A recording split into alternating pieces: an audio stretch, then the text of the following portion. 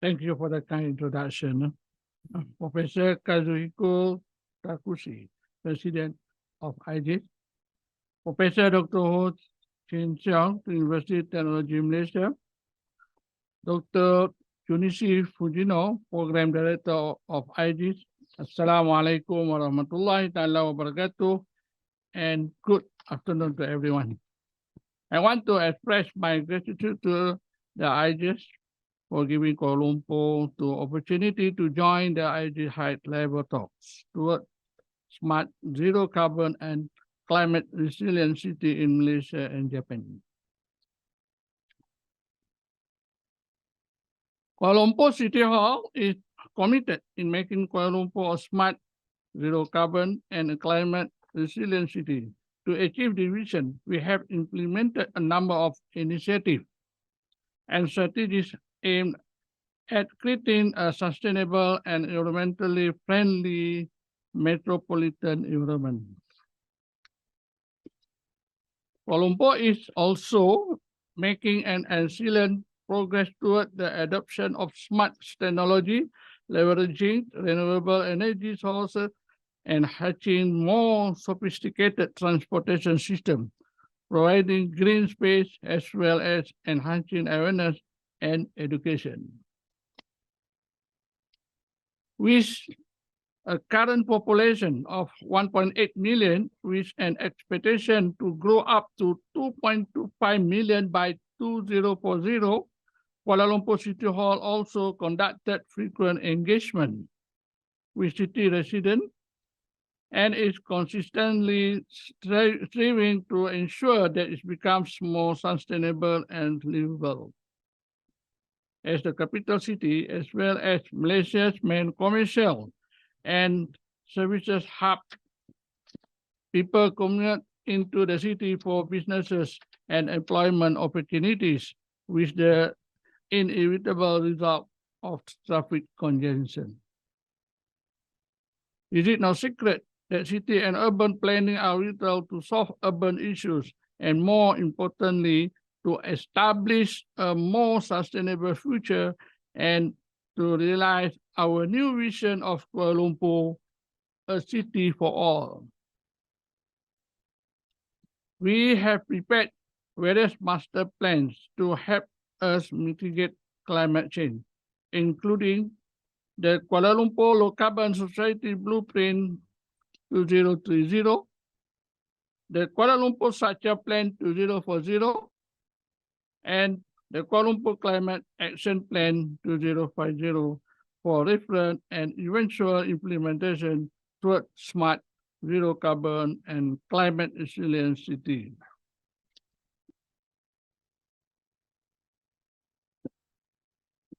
It's our effort to build a livable and sustainable city.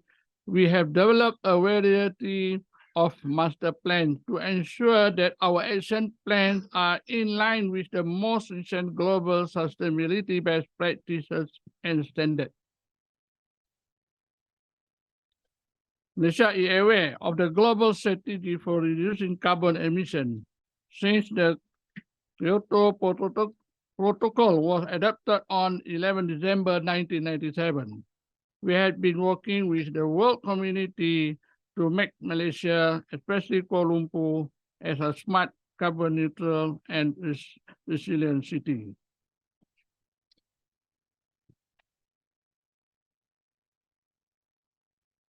Kuala Lumpur City Hall started by undertaking City Hall focused action through our carbon management plan, then moved into city scale programs through a low carbon society blueprint 2030.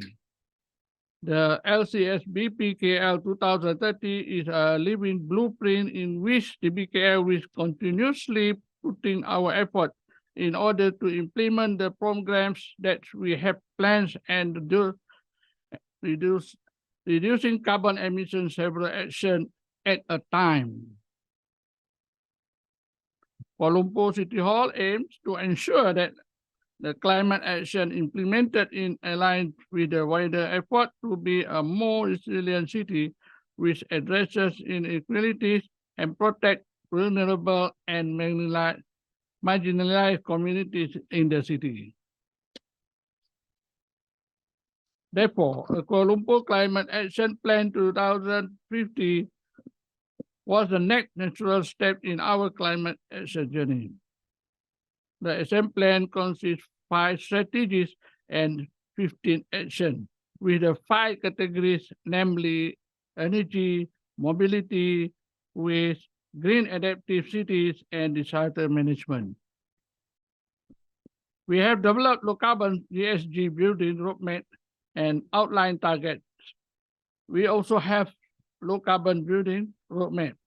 In this roadmap, we are targeting at least 30% of total building to meet minimum energy consumption target, and a zero performance standard implemented across 10% of new buildings.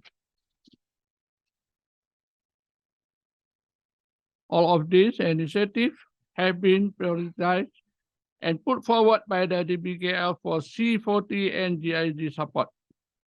They are drawn from the KL Low Carbon Society Blueprint 2030 and the KL Climate Action Plan 2050. 2 infrastructure projects in blue will be supported under the C40 CFF in coordination with the third in green, which are supported by C40. This third project is focusing primarily on policy and regulatory support to the implementation of net zero emission buildings in Kuala Lumpur. Those in blue are funded jointly by the UK, United Kingdom, Germany, and France. This project in green is funded by the UK. In preparation of our building toward net zero buildings, we are following UBBL 2021 and MS 1525 2019 energy efficiency and use of renewable energy for non-residential buildings. The policies and regulatory that have been set by the government of Malaysia, as mentioned in this slide, serve as the foundation for all effort and initiative toward low carbon and carbon neutrality. Ladies and gentlemen, I have to emphasize here how important it is for us to work together both locally and globally in addressing urban challenges.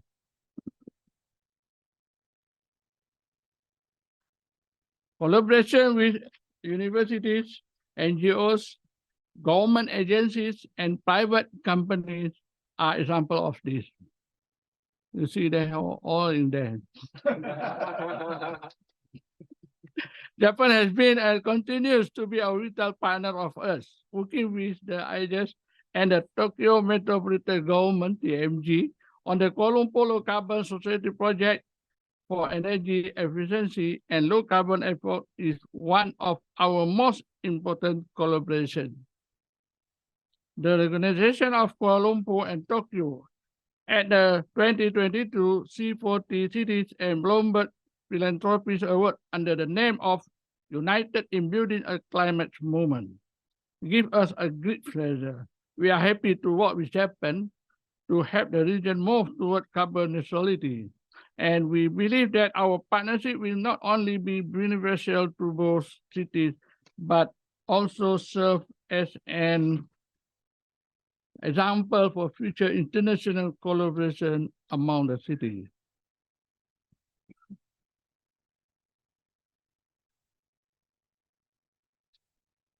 As a result of our previous collaboration with the Tokyo Metropolitan Government, we have now started a collaborative relationship between Kuala Lumpur and Saitama City. Yeah. Which is still continuing. We have a grateful for Japan's assistance and support, which enable Kuala Lumpur to collaborate with many cities in Japan in the fight against global climate change. One of the early initiatives done by Kuala Lumpur City Hall after receiving guidance from Japan was to install solar photovoltaic system in buildings and infrastructure owned by Kuala Lumpur City Hall. For instance, the community complex, bus stop, and hawker center. More than 85% of the street lights in Kuala Lumpur have been replaced and are now powered by LED lights. This put us on track with the aim to achieve 100% energy efficient street light in Kuala Lumpur by 2023. Mean another 2 months. to achieve 15%. Kuala Lumpur City Hall, as a building owners, has installed solar photovoltaic PV system at community complexes, bus stops, hawker centers, and market in this area. Besides that, private company in Kuala Lumpur have started installing solar PV system on their structure. With this spirit, we hope the awareness and effort toward carbon neutrality for Kuala Lumpur can be executed. You see how an ion the Kuala Lumpur. Additionally, we have collaboration with C40 to create projects that could address climate change in cities. This effort is carried out in collaboration with the City Finance Facility, CFF, in partnership with GIES and with the support of Germany, United Kingdom, and France. One of the developments that considers sustainable demand and is compliant with the SDGs is TRX City in Kuala Lumpur. This construction has received LEED and GBI Green certification. The standard of new construction in Kuala Lumpur will be measured with this type of development in the future, inshallah. Kuala Lumpur City Centre is currently in the process of establishing a low carbon checklist for buildings related to the basic requirement to be applied to new buildings and major renovations. The design of the building to be developed must comply with this requirement. To achieve its goal to plant 1.5 million trees by 2025, Kuala Lumpur City Hall maintains its tree planting program as an effort to increase the growth of urban tree planting that act as carbon absorbers. Another important initiative that we are currently working hard is to improve solid waste management in the city. For instance, a couple of public housing under DBKL, the one by Kuala Lumpur, were introduced with a new incentive of rental payment scheme via One Community, One Recycling initiative, accelerating recycling efforts so that our public housing tenants can use recycling to offset with monthly rent. I would like to share that we have 40 urban farms and more to come within Kuala Lumpur that are packaged with low carbon initiative, which have helped turn underutilized public space into a farm that benefit the community at large. Locating community garden in low-income area has helped improve access to fresh, healthy food, especially fruit and vegetables. Access produce is sold, providing additional income for participating families. Okay. Given that vehicles are one of the most significant sources of carbon emission in city, we have deployed 78 units of Kuala Lumpur City Hall electric buses throughout the city. We are confident that this will significantly reduce the city's carbon footprint. With the implementation of a comprehensive transportation system, including the electric train transportation system, the transportation industry will be able to reduce the carbon emission of the city of Kuala Lumpur by 341 tons of carbon dioxide in 2022. This value is equivalent to the absorption of carbon by 2,869 trees. At the moment, Kuala Lumpur City Hall also focus on providing the electric vehicle charging station, or way to support the national aspiration to increase the percentage of electric vehicle to 15% from total vehicle by 2030. In terms of reducing climate impact to the community in Kuala Lumpur City Hall to urban climate resilient programs for community program, UCRP program, collaboration with C40, plan to develop community preparedness in disaster management strategy on the flood and health aspect toward resilient community in Kuala Lumpur. To encourage young generation through educational platform and instill a sense of knowledge and awareness.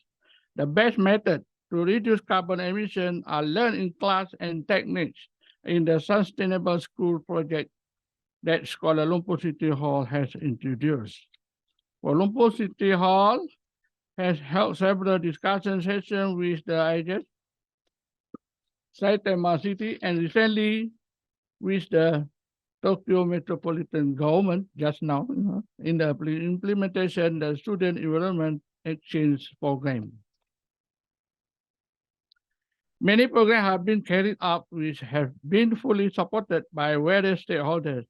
This includes the Ministry of Education Malaysia, the university, government agencies, NGOs, partners, private sectors, and the local communities.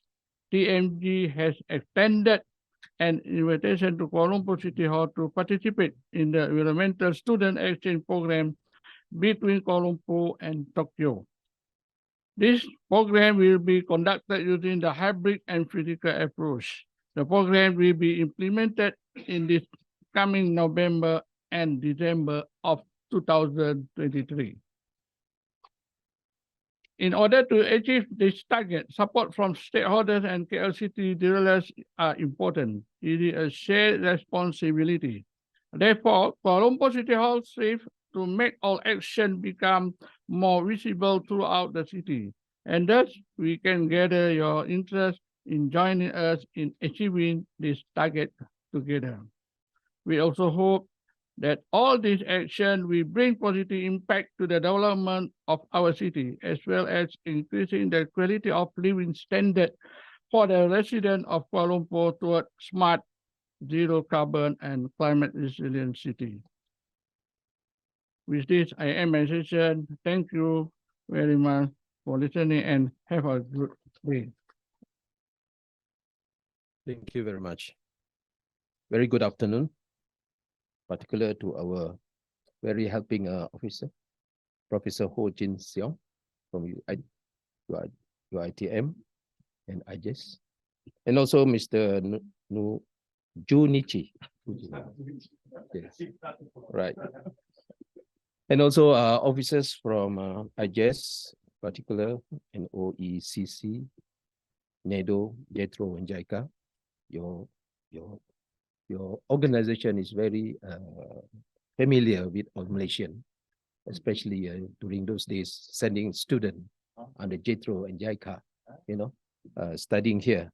When we have Malaysia, when they perform and they propose towards going east, right, policies by the Malaysian government, sending all students to look into matters in the industry. Thank you very much for the effort.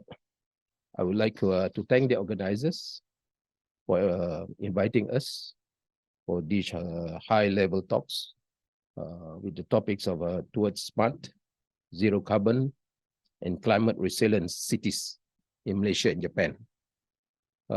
Just to let you know, we are a very young city from Malaysia. I think we have a big brothers city like Kuala Lumpur City, Penang City. My good afternoon also to the Honorable Mayor of Kuala Lumpur, and also from Penang City, and representative from MPBJ, Petaling Jaya. We have just came from Okayama. Okayama, right. We're having a one-day session there. Very fruitful. We are very delighted and grateful to be there. And obviously in today's morning session, right, we are very pleased that, a lot of effort has been taken by both parties, actually Japanese counterparts, in particular to Tokyo Metropolitan Government, looking into inviting all these dignitaries having vast experience towards a green effort, green technologies and so forth. We would like to mention here that, we would like to emulate what Kuala Lumpur have done together. Hopefully, we can reach to that state what they have done together with the cities, Saitama and the other cities in Japan. Well, just to start, let me begin my talk with a brief description of this cover page, right? It shows that there is a Sarawak River, which is a total about 100 kilometers long, originating from the interiors of the Sarawak, and towards the end pass through Kuching City. So Kuching City is the very end part of the river. Some about 20 kilometers long, flowing into the South China Sea, which are mainly, our area are mainly swamp and mangrove land. At the side of this picture, you can see the concrete building that is our office. That almost sum up with my city, Kuching, the beautiful city blessed with rich nature and burst of development in a sprawling yet effectively planned progression. Firstly, I would like to thank again the organizer for giving me the opportunity to share about Kuching North journey towards becoming a low carbon city. My presentation would cover about 6 parts, namely Kuching City, PCDS 30, post-COVID development strategy that we have done for the year until the year 2030. And then we have a Kuching North City CBS plan and our low carbon city initiative. And finally, the way forward. Excuse me. Well, Kuching is the capital city of Sarawak, one of the states in Malaysia, located in the island of Borneo. Kuching as a district has a land area of 4,000 over square kilometers, with a population of almost about 800,000 people. Kuching is also the center of the administration for the Sarawak government, where the State Assembly building and the Sarawak government headquarters are located. Just to inform you that the new capital of Indonesia will be together in Borneo. So they are our neighbors, actually. Yeah. Yeah, very good. Okay, the slide we can see now is showing a boundary of the city, having an area of 369 square meters. The number of properties almost coming to 50,000 properties, and a population of about 250,000 people. The 2 tips protruding to the South China Sea are the Damai Santubong area and the Bako area, where this is the world famous Bako National Park, where they are located. The map on the right illustrates the developed areas in yellow and also the underdeveloped areas in green, where the ratio is about 1 to 1.5. In the year 2021, towards the end of the COVID-19, the Sarawak government have developed and launched the so-called post-COVID-19 development strategy 2030, or in short, PCDS 30. The words of our Chief Minister or Premier, quote, Sarawak is aspiring to be a thriving society driven by data, innovation, to enjoy economic prosperity, social inclusivity, and also a sustainable environment. As such, DBKUs as a city hall, we have strategies and initiatives that shall be in tandem with the strategies goals set in the PCDS 30 by our state government. With the post-COVID development strategy presented, I would like to move to talking about my organization, that is the Kuching North City Hall, legally referred to DBKU. That is our building, our administrative center. Like any other organization, particularly the government agencies, we definitely have a vision and a mission statement. Our vision, quote, Kuching, a vibrant, livable city of choice, while our mission statement reads, to enhance quality of life by creating a conducive environment, citizens' engagement, and best-in-class service delivery. To summarize our role as a local authority in Malaysia, I would say that it is to be responsible to serve the needs of our citizens, focusing on city infrastructure, basic services, and safety concern. We work collaboratively with the state and federal agencies on local issues. And yes, we do collect taxes and charges to business licenses, which are our main source of revenue, to pay for expenses to run the city. Not an easy job nowadays, as we get more connected locally and globally. Citizen high expectation on us has obligated us as local authorities to be more agile, responsive in dealing with the day-to-day situation faced by the people and citizens of the city. We now go to the next plan of us. We have a CBS plan, which has launched in the year 2013. It has been our 5 area of focus or trust in managing and administrating Kuching City North.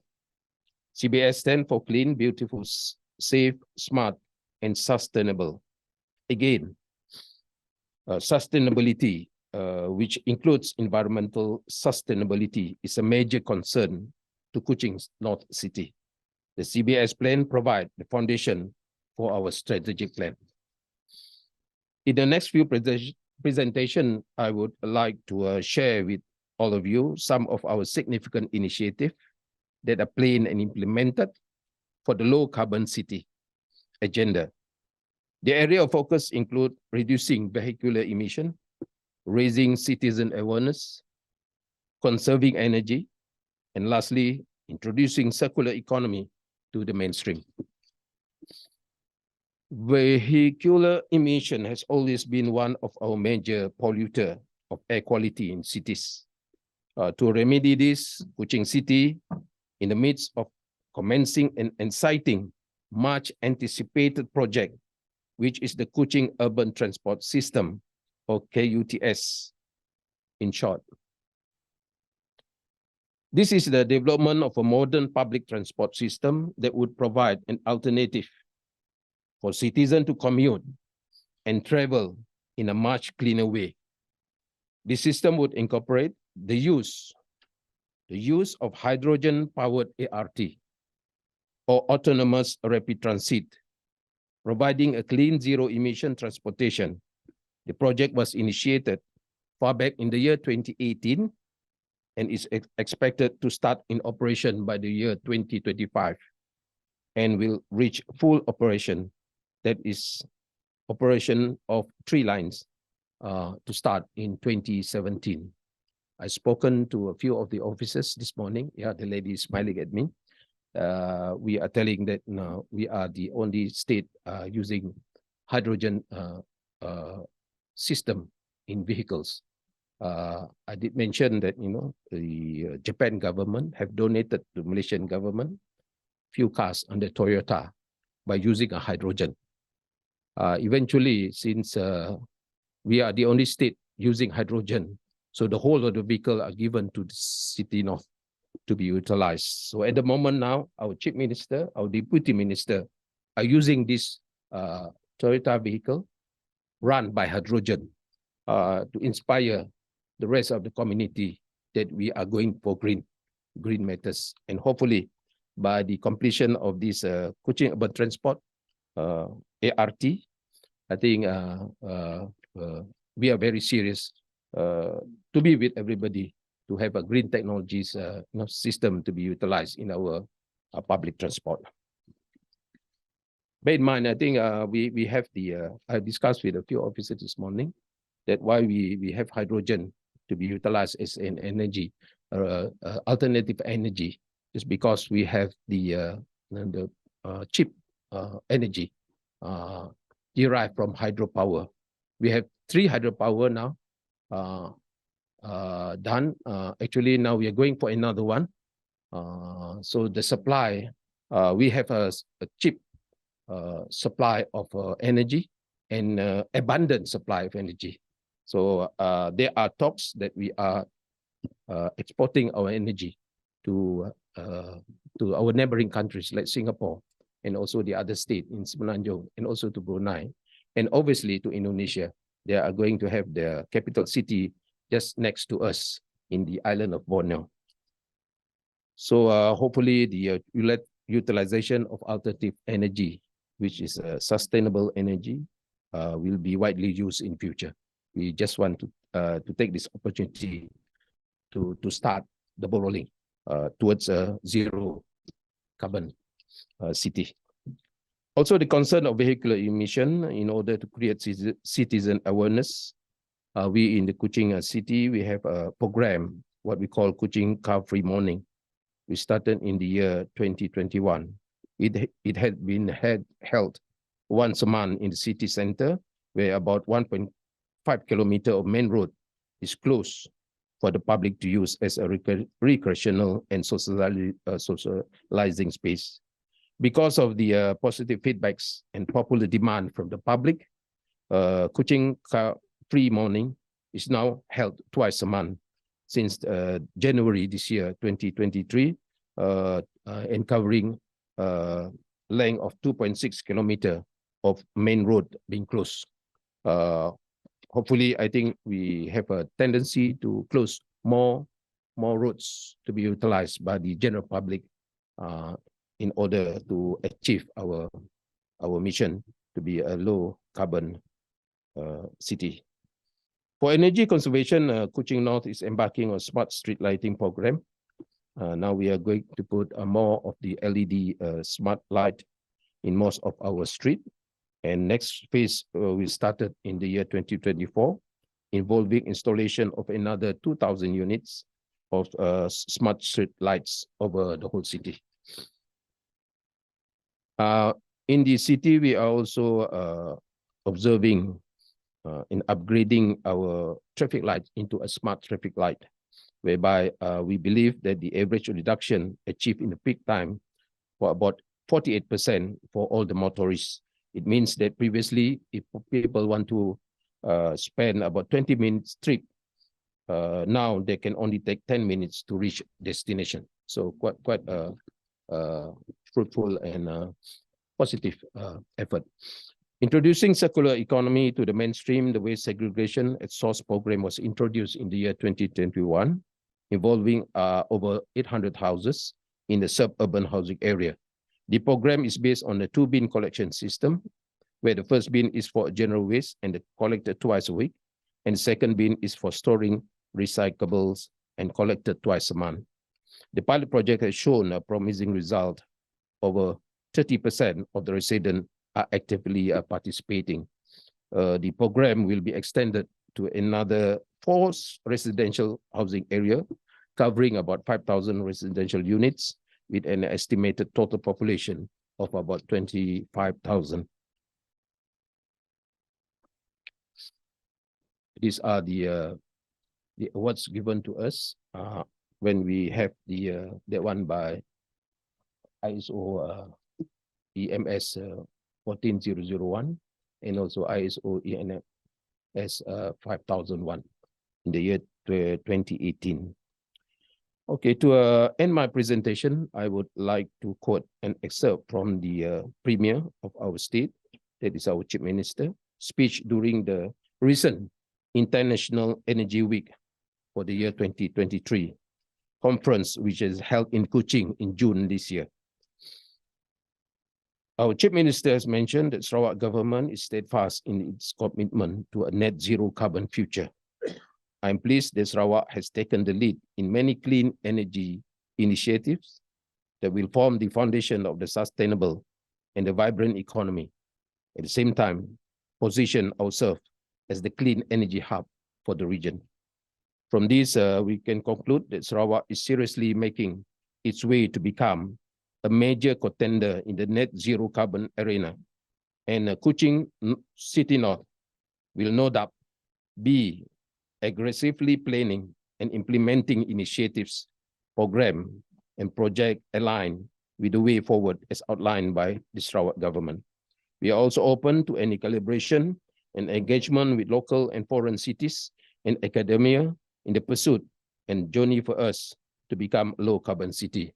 With the presence of our few mayors this afternoon, and with all the officers around in this meeting, we would like to welcome a positive arrangement with all the cities in Malaysia, in particular to Kuching North.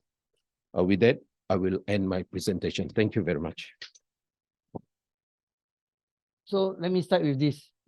Penang, you can see a lot of hills there. We try to conserve the middle area because it's a hilly area, and then we make sure that no development is done on the hills.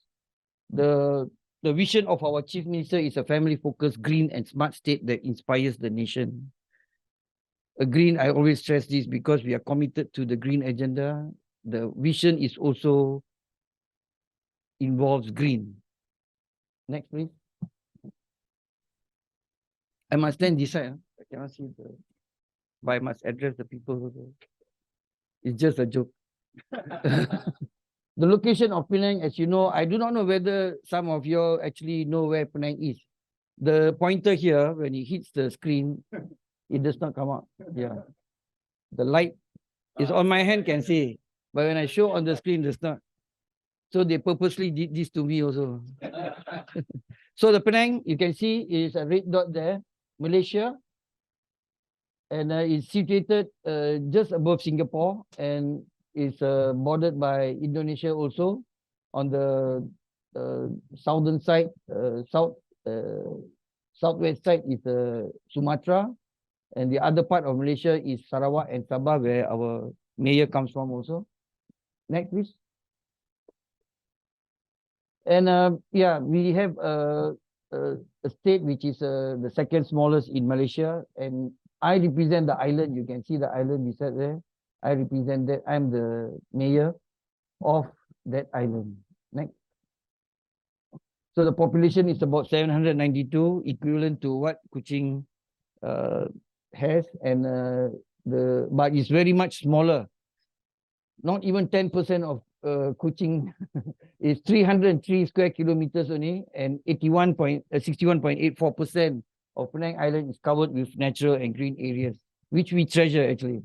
Then above 75 meters, we don't allow any development except for eco development, and no development is allowed on slopes above 25 degrees. So we treasure the green we have. Next. And this is actually our city, the Georgetown, the capital city, Georgetown, is a World Heritage Site. It is listed on 7 July 2008, and because of the cultural diversity embodied and embedded in the living heritage and built heritage. So I welcome you to Penang to experience this. This is very unique. Next, it's about 250 hectares.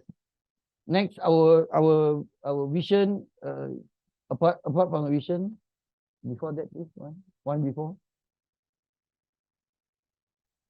Sorry. Okay, can I control here?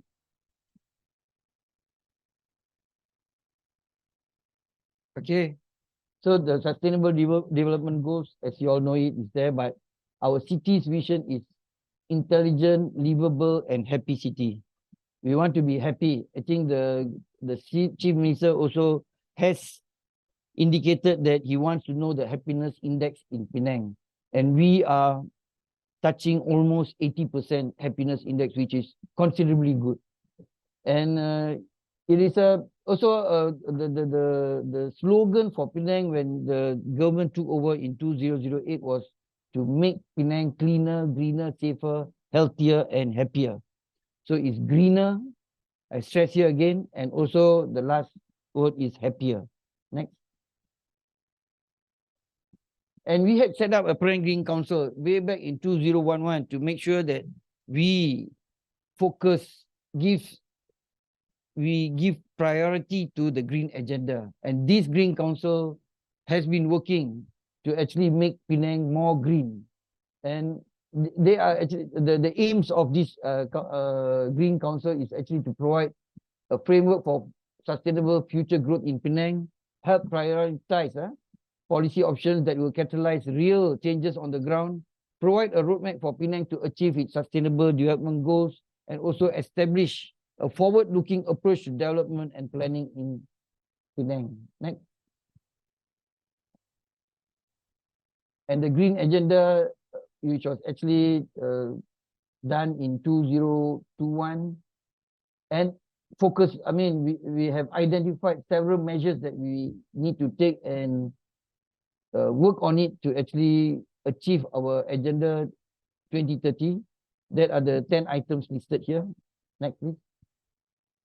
And circular economy is very important. I'll touch on it in a short while. And you'll be surprised that we contribute to approximately 8% of the global back-end semiconductor output in the world. We are the #1 in actually Southeast Asia. And we have, surprisingly too, we have about 300 MNC, multinational corporations in Penang, and supported by more than 3,000 small and medium scale enterprises. Next.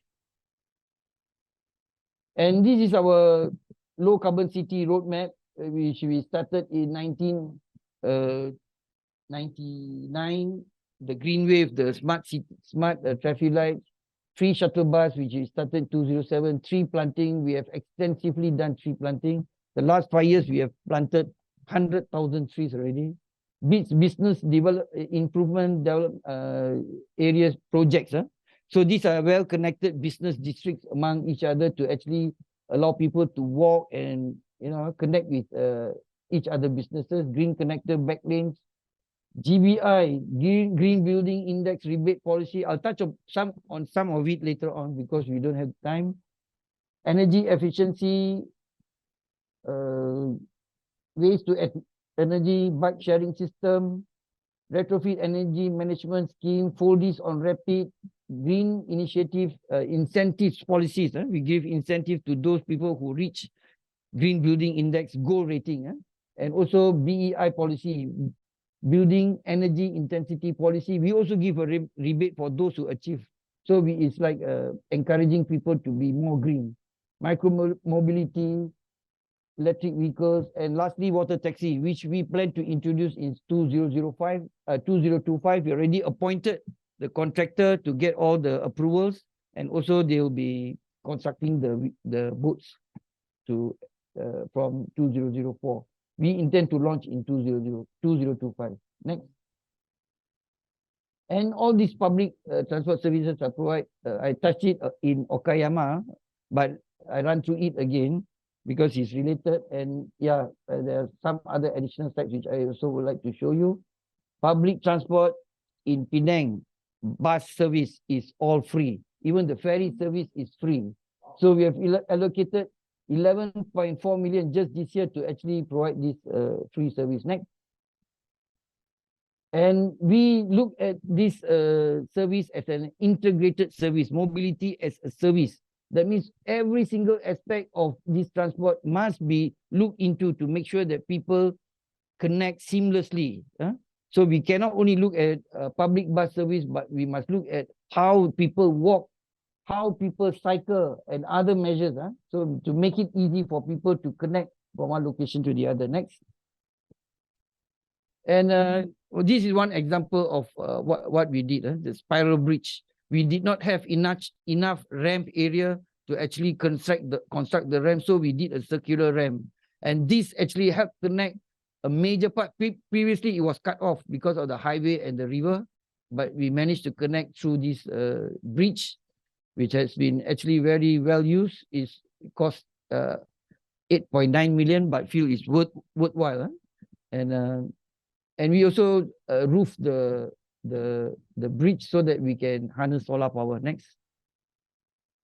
Bike on Friday, every Friday. Now it's, I think, 600 plus bike on Fridays we have done. We started very much earlier, and now we have reached this point. Bike sharing system, we have about 200 link bikes, and also we have 29 stations. Green initiatives, especially we concentrate on plastic because we are surrounded by water, and our plastic pollution is something which we want to stop because it affects the marine life and it affects the environment so badly. So we started no free plastic bag day way back in 2009, and then we charge 20 cents for bag.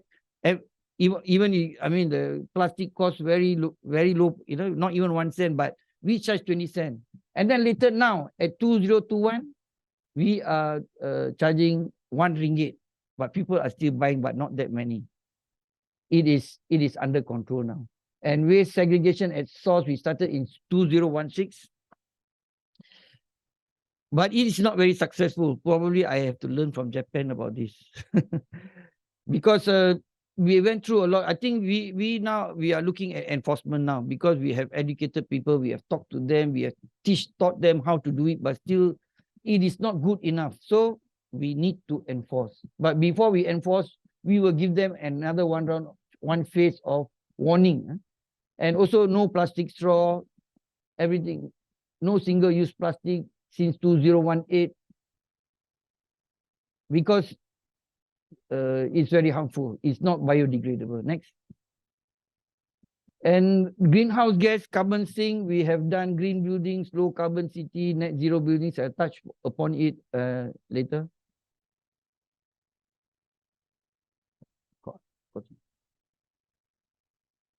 So don't stop me if there's no time because the problem is with the computer. Sorry, Penang carbon neutral 2050, City Council of Penang Island. I think we cannot go wrong because Professor Ho Chin Siong is guiding us. We purposely appointed him. So anything goes wrong, we will blame it back to Professor Ho. Next. Everyone. So this is everyone's responsibility, actually. The environment is everyone's responsibility. And now we feel people my age, I have no hope already. They don't segregate plastic, nothing they do. So we go to the school so that they can teach the parents what to do. So we are going to the school, institution, even preschool. Those children at 6 years old, 5 years old, we go to them. We make videos, animated videos so that they can learn, they are interested. And also we teach them planting of greens, you know, in their school compound, etc. And we have always public engagement before we do anything. We talk to the people first, what you want. We empower the people so that they can also participate and care for the environment together with us. Enforcement, I think I have worked 37 years of my life. Anything you do without enforcement, it won't work. So, but we try to use enforcement at the very last stage, especially. Okay, continue, please. Please stop me if I'm going out of time. Probably 3 minutes before time. 2 minutes. 2 minutes, please, so that I can run through. So this is our say. You say no to plastic straws and single-use plastics. So this is our campaign, which has worked very well, and we have World Cleanup Day, we have plogging, this, that, all where people come together, the factories come. Every week we have these campaigns, you know, where people go to the sea, we go to the land, go to the field to pick rubbish. And it's quite effective. And I spare my time. Most of the time they call me, I'll go. And I'll deliver a speech and be with them to clean up because I want to set an example. Education and recycling program we have done, I talked about this. Our recycling rate is about 33%. We are not happy. We want to reach by 2025, we want to reach at least 60%.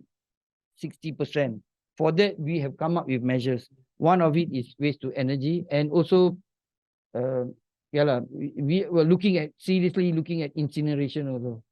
And also bring your own plastic bag, and also please bringing your own bag and container campaigns. Yeah, we want people not to bring their bag to the departmental store or shopping or anywhere, or when you go and buy anything from the hawkers, bring your own container. Don't get the container from them. It is polluting. Next. And a lot of other things, I just briefly talk about it. Water saving devices, we are the first to do it. Rainwater harvesting, we impose on all development. Next. And then retrofit energy management scheme, we were the first in Malaysia to completely change all 100% to LED lights, street lights. And we save about 6 million per year. And the carbon footprint reduction is more than 9 kilotons per year. So you can imagine how much, but we didn't spend a single cent. We only used the money we spent on the bills. So because this LED lighting, you can save about 55% of the, so we paid this to the proponents, and we took 15 years to actually settle. 15 years, we got everything free just by using what we pay for normally, monthly bills. Next. And green, I think we have done a lot. But then we started with our own building to show people that we want to have solar roofing. So we started 6 of our big buildings, all we have solar roofs. And now a lot of people, a lot of private houses are actually installing solar. Next. And tree planting and maintenance, as I said, more than 100 trees. Now in Penang, I cannot find space to plant trees anymore because all our space used for tree planting already. So I have to go to the school, I have to go to our old road, make the pavement narrow to plant trees. Truly, it's too many trees. And then we have a Penang tree inventory system where we go, we check every single tree beside the road, we check whether it's hollow, affected or anything. We try to cure it, or we have to cut because a lot of trees fell and some people got injured. We don't want this to happen. So we have a tree inventory system, and we engage experts to check the tree whether it should be beside the road or not. Next. And climate change, I think I do not have to talk about this. You are the experts. Next.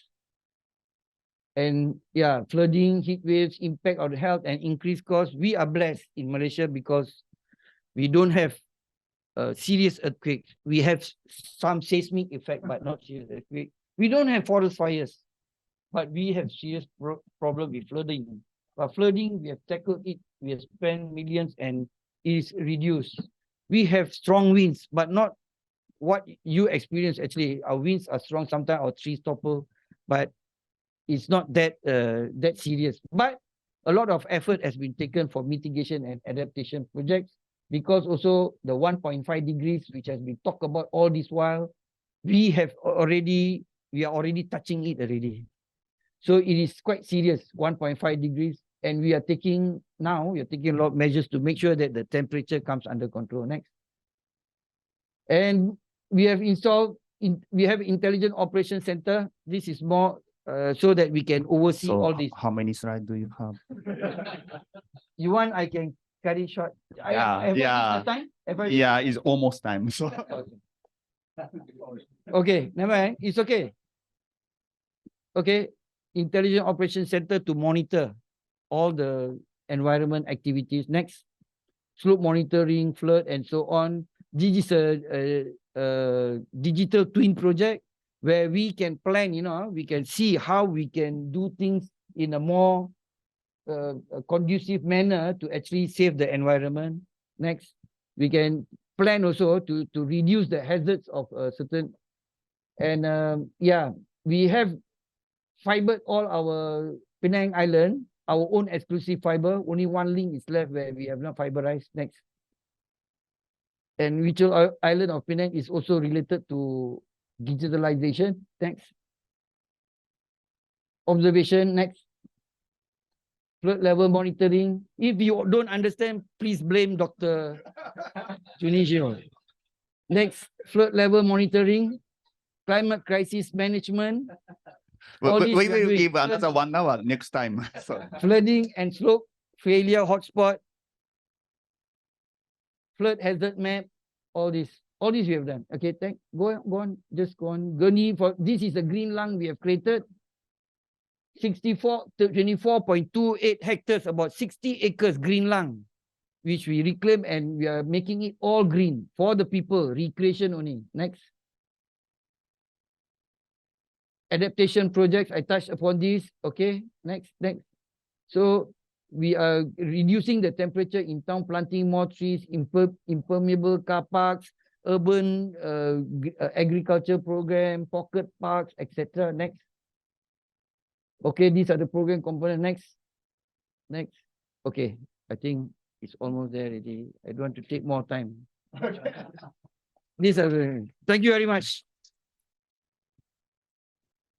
Okay, thank you, Professor, for the kind introduction, and also UTM and also IGES for inviting Petang Jaya to be present here and to share, our experience, our small little lessons learned from our initiative.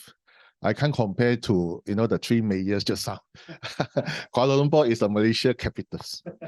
Kuching is the state capital of Sarawak. Penang is the state capital of Penang. So they have the luxury of the financial muscle. They have the luxury of the expertise from the federal government and the state government. So we are little boys. Yeah?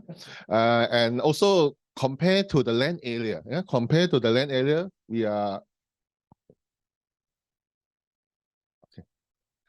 to even the land area, we are pretty small, only 97 square kilometer. But in terms of the population, we are one of the highest, in terms of intensity. Okay. By virtue of our location next to Kuala Lumpur, we actually, get a lot of infra of, multinational companies, maybe talents from KL. Who might not, who might see KL is too developed, too maybe in terms of the cost of living too high. So they decided to move to Petaling Jaya.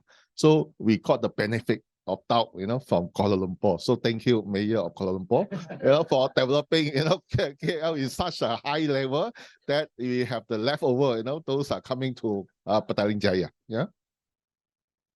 So a little bit low carbon initiative in Petaling Jaya. We have started in year 2000 when PJ City was elected by the federal government to start the local Agenda 21 pilot project in Malaysia. Yeah.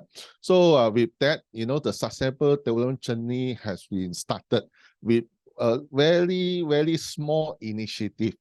Of course, it's not in the plan action way, not in the strategic plan and so on, but we have started a lot small initiative that perhaps, today I'd like to invite, the Japanese counterpart. If you see any of the small initiative can be upskilling, can help us, for make it better, or, in a better skill, or maybe can widespread to the larger community, or maybe have a more engagement with others partner and so on. So we have subdivided it to 4 sectors on the urban environment, urban infrastructure, urban transportation, and buildings. Of course, compared to Penang, we also some leading initiative in certain things. Like for example, we are the only, after 12 years, the local authority who have actually offered the rebate to those, I say, property assessment tax to the house owner who have actually installed or retrofit their house with the environmental friendly gesture, or maybe have some, behavioral change. Like for example, to practice waste, separations, maybe to install the rainwater harvesting in the house, to buy the EV vehicles, or maybe hybrid cars, that they enjoy the rebate of the property tax in Petaling Jaya. Yeah. Okay. So of course, with the help of UTM, Professor Hall again. If Mayor of Penang want to blame Professor Hall, I also tumpang, I also hold on to that. So with the help from UTM, funding from GCOM, we came out with the Petang Climate Action Plan this year. With the plans, then we set the target. We set the target of fulfilling the 33% reduction by year 2030. By 2030, but the one is a absolute figure instead of the intensity with other cities. So 16 of 56 plan action have been put in. One thing that I would like to highlight is with the new plan, the actions on adaptations. Action on adaptation on the least mitigations have been put in. Previously, a lot of these initiatives are mitigations related, mitigation related. Yeah, well, yeah, this is the one of the slide to show you. Professor Hall is the one who keep the presentation on our plans. Okay. So before that, we also have the PJSSR Petang Jaya Smart, Sustainable and Resilient 2030 as our guiding strategic documents. So this document actually incorporate the 10 thematic area that PJ would like to go on. For example, under the low carbon city, the target set, per capita, per city and per sector and so on. Circular economy city, safe and resilient city, inclusive city, child-friendly city, learning city, economical vibrant city, society 5.0, smart city, e-governance city, all these have the target set, and some of them have achieved the target even before 2030. So for example, under the low carbon city, we make sure that all the development project, submitted for approval will have to comply with the Green Building Index, or else they cannot be obtain their approval. Yeah. Then land water harvesting system, I think we are the first, even prior to the amendment to the Uniform Building Bylaw, to impose on the land water harvesting system. Yeah. Because of that, the council was called up by the federal government to have an explanation to them. But later, they found that that is good for the Malaysia. Then the amendment to Uniform Building Bylaw have been done, and now building with 1,500 square feet and above is mandatory for them to install the land water harvesting system. Yeah, and use of LED lamps. I like to say this is a mandatory for all the development project, for the outside of their development project or even inside their buildings. Then in terms of the energy efficiency and renewable energy, we work with SETA, Sustainable Energy Development Agency of Malaysia, to achieve zero energy building for many of our buildings. And under the MOU sign, they're supposed to help us to transform 23 of our premises to be renewable energy, driven buildings. And free bus service, we run our free bus service without the funding from the state government. Datuk. This is by our own, by our own. So we spend about 7 million Malaysian ringgit to run the service. We have all this. I don't want to go through, but PJ Eco-Living Plaza, one of the signature project we have on the circular economy. Then for this project, yeah, I saw that. For this, for that project, just I mentioned about, we turn the biomass into the biogas, and we won the ASEAN Energy Award. Won the ASEAN Energy Award for 2 buildings we have last year. Then of course, we won the National School of Honor Award for Human Settlement 2021, and for information. Even though we are the smaller, we were recognized as the best local authority in Malaysia for this year.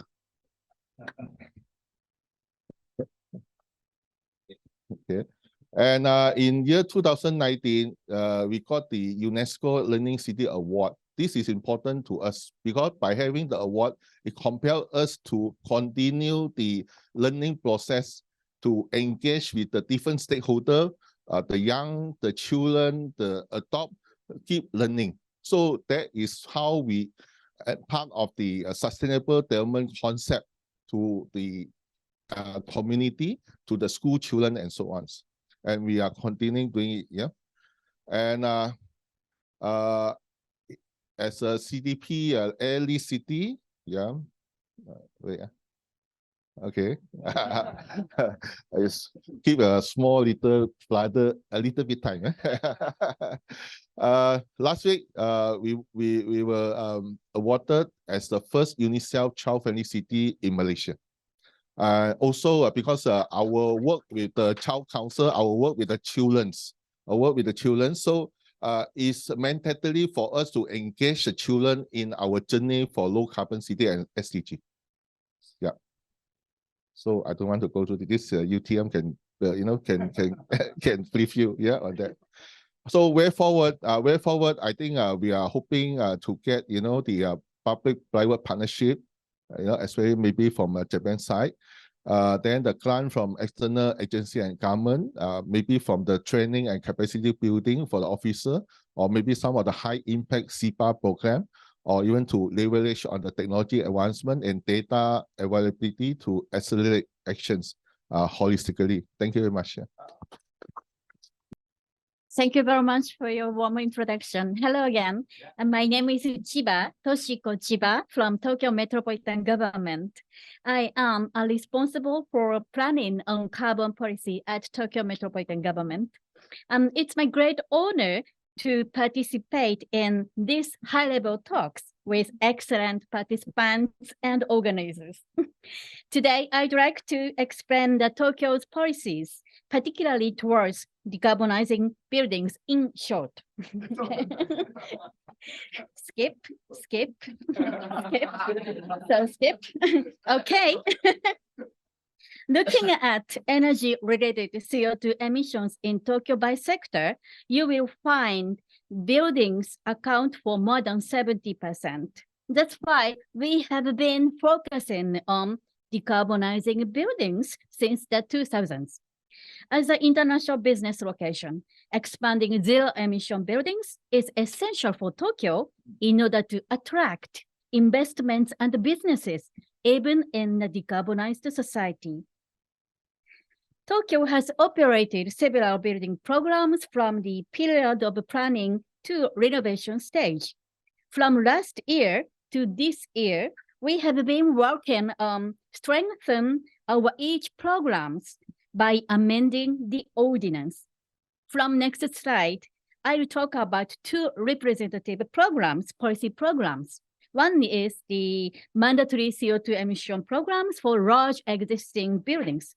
And another one is the new program for new detached houses, promoting high heat installation and installing rooftop PVs. TMG have implemented a CO2 reduction obligation program for existing large buildings under a Tokyo ordinance since 2010. We call it the Tokyo Cap and Trade program. Facilities under this program are required to make mandatory CO2 emission cuts within each 5-year period. After implementation, now we are in the third compliance period from 2020 to 2024. Covered facilities are now achieving 33% reduction levels from base year emissions. The facilities have plans to conduct several measures, from operational measures to installation of highly energy efficient equipment, such as heat source equipment and LED lights, in order to reduce their emissions. Even now, 12 years after implementation, we can see their ongoing equipment renewable plan. As one of the steps toward 2030 and beyond, we intend to strengthen the reduction obligation level in the next compliance period from 2025. Another representative program is the mandatory installation of rooftop PVs for new detached houses. This program also includes the promotion of high thermal insulation of houses. Despite some tough debates, we amended the Tokyo's ordinance last December to create this new program. There are many building roofs in Tokyo, though only 4% of buildings suitable for solar PV actually have panels mounted on the roof. In other words, we have great potential for installing solar PVs in Tokyo area. Taking advantage of Tokyo's strength, a city where buildings accumulate, we aim to create a society supplied houses with healthy, comfortable, and resilient. We are now in the process of designing the program in detail for implementation this from 2025. If you are interested on our two representative programs, we would be happy to provide a more practical explanation on other occasions. Okay, skips. Sorry. DBKL and the Tokyo Metropolitan Government have started practical cooperation on decarbonizing buildings from 2019. Since last year, Saitama City has also been involved in the second phase of this initiative. As Mayor of Kuala Lumpur mentioned before, this autumn, as a next generation initiative, an online event will be organized for school children in KL and Tokyo to exchange views on their respective actions on EE and RE in their houses or schools. I'm very much looking forward to this first attempt. So I believe that cities in Malaysia and Japan, we are now at the same stage towards the realization of a decarbonized city. Honestly, from my perspective, in some area, cities in Malaysia are already ahead of us. This is the great competition. Okay, so I hope that today will be the start of various practical exchanges of views and cooperation in the future. Thank you very much. Telemakashi. Hello everyone, I'm Osamu Kanda from Saitama City. Thank you for giving me the opportunity to speak to you all today. I have only 6 slides. Do you feel relieved? Okay, since time is limited, I'll explain it right away. Okay, now I'd like to introduce our efforts. We've set out these initial concepts as we work out on these smart home community. Smart home community are decision blocks that enable the decarbonization, resilience, and community building. The key concept was initial of solar panel and HEMS in house. We generate electricity using solar panel and the home energy management system visualize electricity. Through this effort, we hope that residents would become environmentally conscious. Furthermore, we believe that both renewable energy and energy conservation efforts are necessary. I won't discuss the highly airtight and highly insulated structure, which is energy saving initiative, as Takasago Construction will explain it later. The biggest feature of modern smart home community is the realization of local grid. We also install electric equipment, storage batteries, and electric vehicle in the center of the area. This is called the charge area. Additionally, we have installed solar panel on the roof of 51 homes and are using the solar power within the residence block. This electricity is collected in the charge area and the and then distribute to each residential unit. To make effective use of solar power generation, we're using a hybrid water heater to produce hot water when there is a surplus of electricity. Residents of smart home communities share storage batteries. Therefore, residents can use the electricity from the storage battery even during a power outage. By controlling power usage, it's possible to continue supplying power even during long-term power outage. The two electric vehicle and battery will provide electricity to 51 homes for 48 hours under favorable conditions. In this way, the advantage of local grid is effective use of solar power and absence of power outage. That's all for me. When you visit Saitama City, we look forward to seeing you at the site. Thank you very much. 皆さん、こんばんは。高砂建設の、小川と申します。My name is Ogawa. I am from Takasago Construction. 本日は、このような素晴らしい会議にお招きくださり、また発言の機会をいただきましたことをお礼申し上げます。Thank you very much for inviting me to this event, and it's a pleasure for me to present my presentation of today.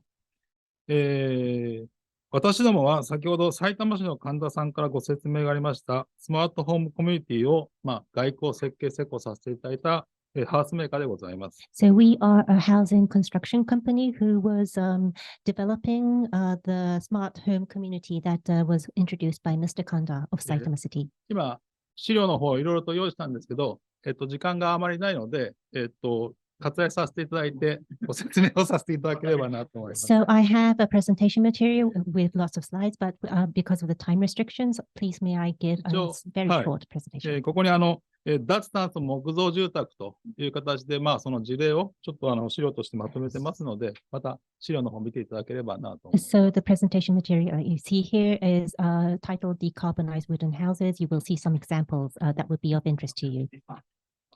Please see those distributed materials which you have in front of you. 高気密高断熱についてはですね、あさっての21日に皆さん弊社のモデルハウスに来ていただけるということですので、そこで、しっかりとですね、高気密高断熱についてはご説明をできればなと思います。So I would like to, when you come to Saitama on Saturday, I would like to introduce you to the high thermal insulation system that we have. ですので、ここではその、カーボンニュートラルというか、弊社のですね、その木の、木造住宅についてちょっとご説明できればなと思っています。So for today, we will not go into that topic, and we will be talking about carbon neutrality and how to do it with using timber. 木造住宅を建てたらですね、その分また植林して、そこからまたそれを管理して、そういったその、ライフサイクルというか、サスティナブルな取り組みをしております。So what we are doing a sustainable timber construction recycling cycle, which means we make a wooden house, and after we use the timber, we place more forests, we plant trees and make a forest, and also not only plant, but we maintain that forest. ここで一番言いたいのは、木材はカーボンニュートラルに最適な素材であるということです。So what I'm trying to say is that I think timber is the best material for aiming and achieving carbon neutrality. 弊社ではですね、その木材を使って、木材の地産地消ですか、地産地消で家を建てながら、森林というか環境を守る取り組みをしております。So Takasago Construction, we use local timber, and then we use that local timber inside our region, and that is why we are able to accomplish sustainability. その中でもやっぱりその、具体的にはですね、その国の方で出している、ガイドラインに沿ってですね、その二酸化炭素の固定量というか、そういったものを見える化を、取り組んでおります。So what exactly do we do? We use the guidelines which was set by the national government, and what it does is it visualizes the timber that we are using, how much GHG reductions it can accomplish, and we analyze that. 具体的にはですね、左の方が木造の戸建ての、戸建て住宅のプレカット図と、プレカット図と黄色い表というと、1棟あたりの、木の粒ベ数を出しています。So what we do, as you can see, we are building detached housing for families. And when doing so, we have a selection of timber that we use. We usually use pre-cut timber. And for each pre-cut timber, there's a different type that is being used for different places. And we use that and try to figure out the square meter of the timber that is being used by type. これが115平米ぐらいですか。So for this house, we have about 105 square meters of timber that is being used. 日本の平均的な戸建ての大きさだと思います。That is the size of an average detached house in Japan. でこれが1棟あたり、29立米ぐらいですか。So, which means, to be exact, the floor size of this detached house is 115 square meters, and which is an average for a Japanese house. That uses timber with the equivalent of 29 cubic meters. そういう形でですね、その中で29立米ぐらい、木材を使って、1棟あたりだいたい 19.65 トン CO2 を固定化をすると。And by doing so, that means 29 cubic meters, which is about, in terms of GHG emissions and CO2 emissions per ton, it would be 19.65 tons. ちょっとこの先ちょっと時間の問題で割愛させていただいてですね、そうですね。日本の住宅ですと、大きく分けて2つの工法があるのかなと。1つは、木造軸組工法という形の、柱梁からなる工法と、もう一つは2バイと割愛しますけど、木質パネル工法ですかね。その木質パネル工法であれば、マレーシアの木を使って、パネル化ができて、マレーシアの木を使って木造住宅ができるんではないかなという提案です。In Japan, we have originally two methods of building, as you can see on the slide right now. One is the wooden framework method, which is the conventional method that we usually use, using beams and columns and so forth. But the other one, which is the wood panel construction method, what you see on the lower half, this one would be better used in Malaysia. And we feel that the timber in Malaysia would be better if used in this construction method. これは、弊社でもそういったそのパネルを、耐震の、破壊実験をしたりですね、ここではその、耐火の試験なんかもできますので、そういったのを利用しながら、認証を取ったという実績があります。So this is a picture showing that we do experiments that show how it is fire resistance or if it is earthquake resistance. And based on that, we have been certified for that strength. 今、弊社ではですね、海外の、フィリピンの、マカティの方に法人化をしまして、現地法人化しまして、そこでの子たちを日本に呼んでですね、技術研修等をやって、設計者を育てています。So, as I said previously, we have been certified for the national government for our strength in our in being earth resistant, earthquake resistant, and fire resistant.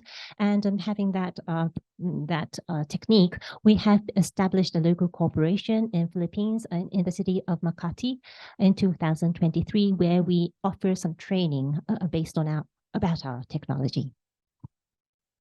次の考えられるステップとしては、ぜひですね、マレーシア工科大学と弊社で木質パネルの開発ですとか、マレーシア産の木材で脱炭素の高気密高断熱住宅の実証事業等にですね、プロジェクトがステップアップしてもいいのかなと思います。So for possible next steps, we would be very honored if we could do a joint research together with the University of Technology Malaysia here and about the development of wood-based panels in Malaysia.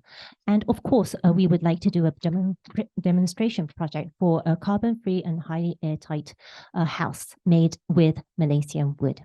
2030年また2050年に向けて住宅のあり方ますます変わっていくと思います。脱炭素の建材でかつ少ないエネルギーで快適に暮らせる。これは必然的にどの国でも求められると思います。So as we move on to achieve 2030 targets and our 2050 targets on GHG emission reductions, we hope we see that many countries, not only Japan and Malaysia, but also many other countries are interested in achieving decarbonisation. And that means that we lead a very convenient life and a very efficient life with less energy consumption. 私からの説明はおります。